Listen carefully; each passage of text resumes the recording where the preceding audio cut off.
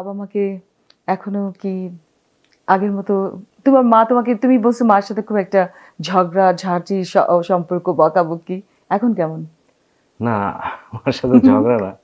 মানে যেটা হচ্ছে গিয়ে দুষ্টামি? মা সবচেয়ে বেশি বকা খেয়েছি মার। কারণ মাই সবসময় কাছে থাকতো। বাবা তো জব নিয়ে ব্যস্ত থাকতো। সো বকা যাতায়াত মাই দিত। আর মাই সবসময় আমাকে যে কোনো ক্রিয়েটিভ কাজে ইন্সপায়ার করেছে। আমি যে বলবো যে আমার জেনেটিক্যালি আমি যে গান লেখা বা সুর করার যেই আমার জেনেটিক ব্যাপারটা এটা আমার মায়ের। আর যদি ডিসিপ্লিন বলেন লাইফের সেটা আমার বাবার। সো আই থিঙ্ক বোথ এইটা কম্বিনেশনে আর কি আমি গড়ে উঠেছি।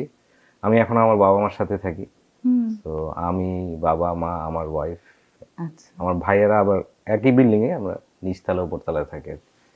সো আমার চেষ্টা হচ্ছে গিয়ে ওনাদের তো বয়স হয়েছে। সো আমার ইচ্ছা সবসময় ওনাদের সাথে থাকা।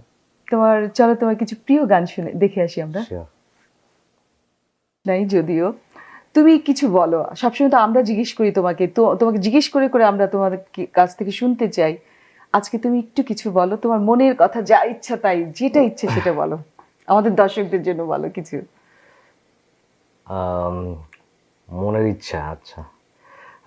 যেটা হচ্ছে আমি মনে করি যে আমি অনেক ভাগ্যবান একটা ছেলে। আজকে এই দূর দেশে আসতে পেরেছি আমি আমার গানের জন্য। আজকে এখানে বসে ওনার সাথে বসে আমি ইন্টারভিউ করছি। সো এটা আমি পিওর লাক মনে করি। এবং আমি নিজেকে সবসময় একজন মানুষ হিসাবে চিন্তা করতে পছন্দ করি। আমি আপনাদের মতো একজন মানুষ। সো আমার মনে হয় যে এই ভাগ্যটাও আম, আমার আপনাদেরও হতে পারে যদি আপনারা আপনাদের যেই দিকে আগ্রহ সেটা যদি ট্রাই করেন মন থেকে, ইউ ক্যান ডেফিনেটলি আপনার ভাগ্য চেঞ্জ করতে পারবেন আই থিঙ্ক। সো আর ভালোবাসা সবসময় রাখবেন আমার জন্য। আমি কিন্তু আপনাদের ভালোবাসায় এত দূর এসেছি। আমি আপনাদের ভালোবাসায় আমাকে ইন্সপায়ার করে, আপনাদের ভালোবাসায় আমাকে সামনে এগিয়ে নিতে আহ, উদ্বুদ্ধ করে। সো সবসময় আমার সাথে থাকবেন। অবশ্যই। Thank you. আম, এই যে ছোট থেকে বড় হয়ে আসলে বদলে গেছো অনেক, নাকি আগের মতোই আছো? আমি চেষ্টা করি একদম আগের মতো থাকতে। আমি প্রথমে যেরকম ছিলাম আমি চাই যে সবসময় যাতে ওরকম থাকতে পারি। কারণ মানুষ মানুষের মধ্যে একটা শিশু থাকে সবসময়। সো আমি ওই শিশুটাকে সবসময় লালন করার চেষ্টা করি।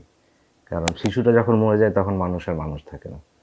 তো আমি চেষ্টা করি যে ওই শিশুটা যাতে যেরকম যে অবস্থায় ছিল সবসময় যাতে ওরকম থাকে। তোমাকে দেখে তাই মনে হয় একটা শিশু সুলভ একটা সারল্য তোমার ভেতরে কাজ করে। Thank you. এমনই থাকো তুমি।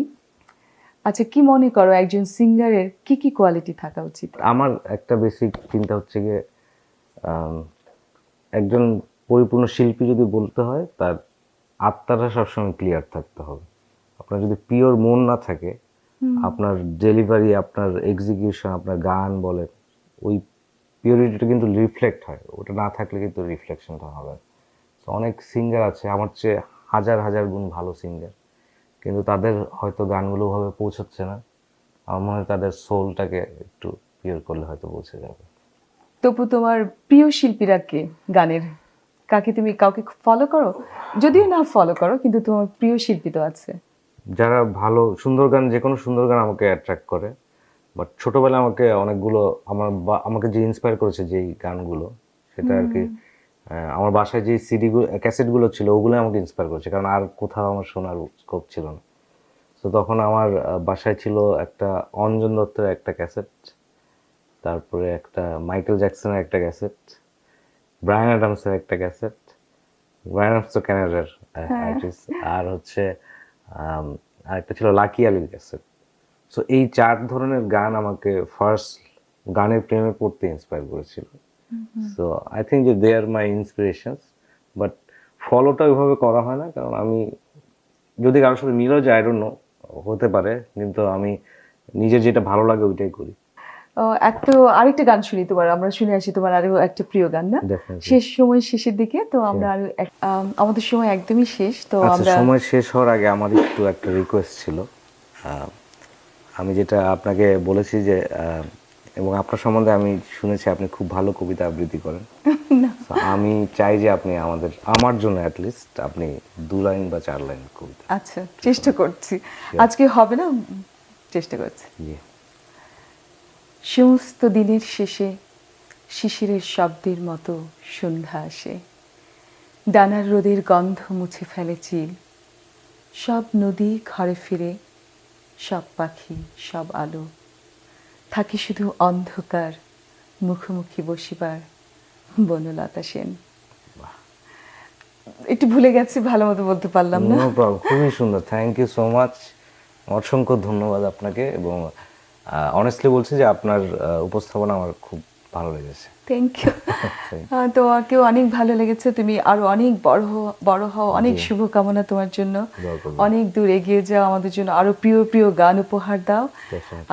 তোমার একটা গান শুনতে শুনতে আমরা বিদায় নেব, আমিও দর্শকদের কাছ থেকে বিদায় নিয়ে নিচ্ছি।